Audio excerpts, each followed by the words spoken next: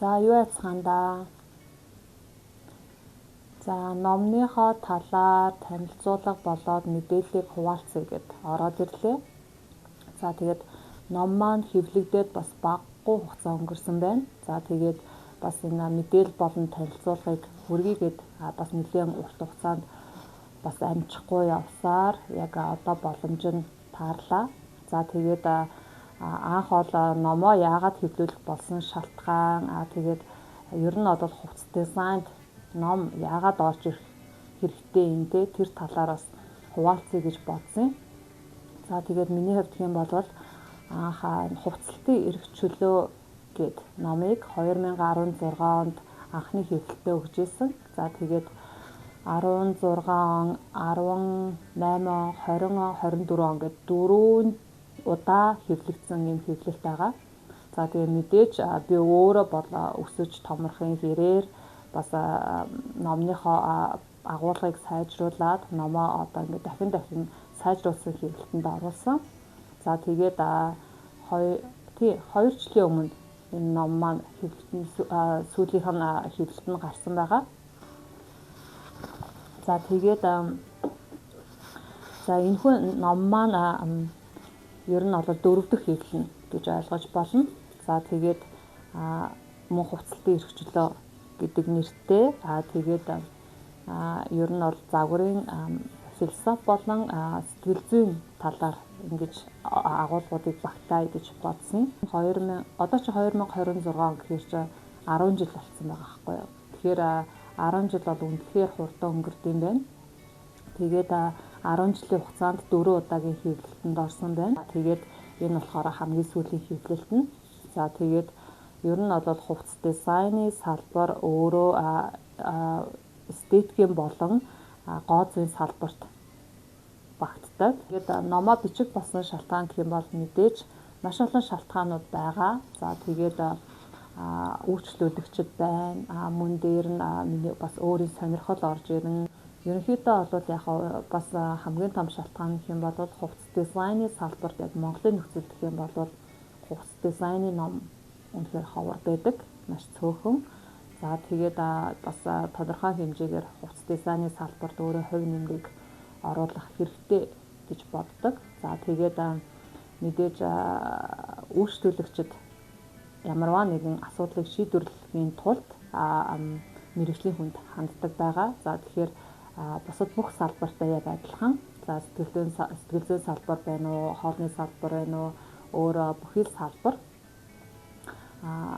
ямарваа нэгэн зүйлийн асуудлыг шийдвэрлэх тэгээд ямарваа нэгэн зүйлийг илүү сайжруулах хэмжээнд аваачих хэрэгтэй гэж боддог. За тэгэхээр хувцас дизайны салбар бол мөн өөрөө бас хувцлалтын асуудлыг одоо стрессийг шийдэх хэрэгтэй болов. Үйлчлүүлэгчнэрийн хувьд гэх юм бол яг асуудлаа шийдвэрлэхийн тулд мэдээж асуудлуудаа ярьдаг. Бусад яг салбартай адилхан.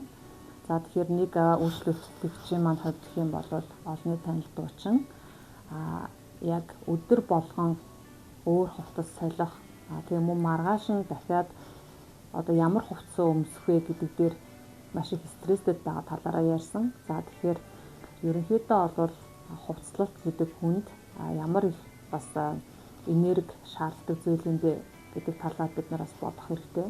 Хувцлалт гэдэг өөрөө маш их энерги шаарддаг зүйл байгаа. Яагаад тэгэхээр өдөр болгон бид нар хувцас сольж өмсдөг, өдөр болгон ажилд байхдаа өөр хувцас өмсдөг ч юм уу тэгэхээр зайлшгүй өдөр тутмын стресс, тодорхой хэмжээний стрессийг олвол хувцлалт бас эзэлдэм байна гэдэг бас агуулга дээр суурлаад үүнийг шийдэх хэрэгтэй юм байна гэж орж ирсэн.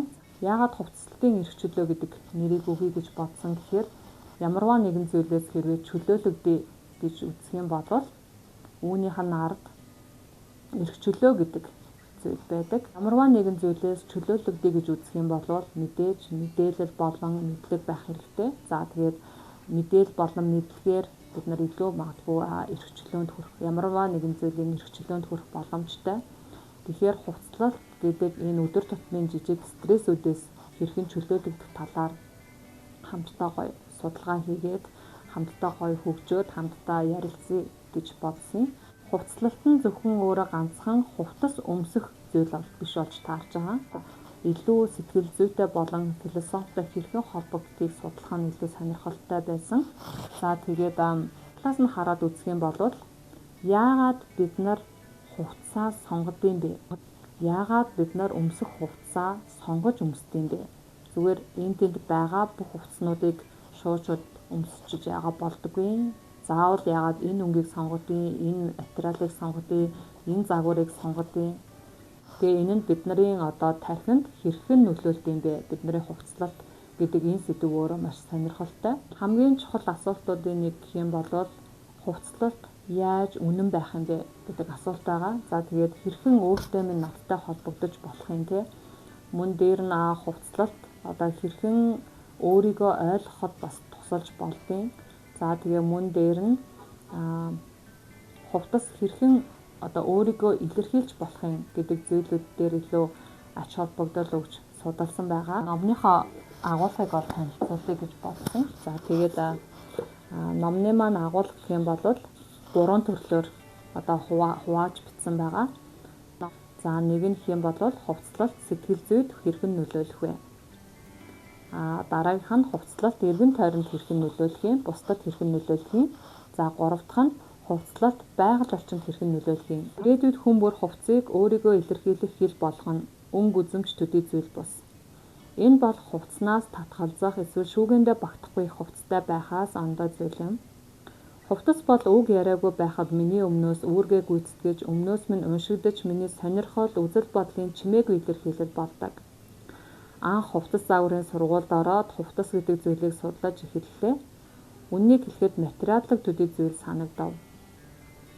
Гой ганган, олон чимэглэл деталь, хүний нүдийг баясгачл байхад үүргэн оршдог хэмээн бодож дутуу үнэлдэг байснаар нуух юу?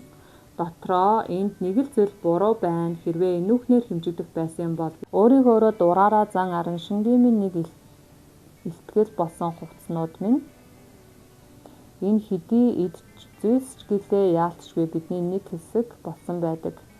Тиймээс л би хувцсанд эрх чөлөөг нь өгөх сонголтыг сонголоо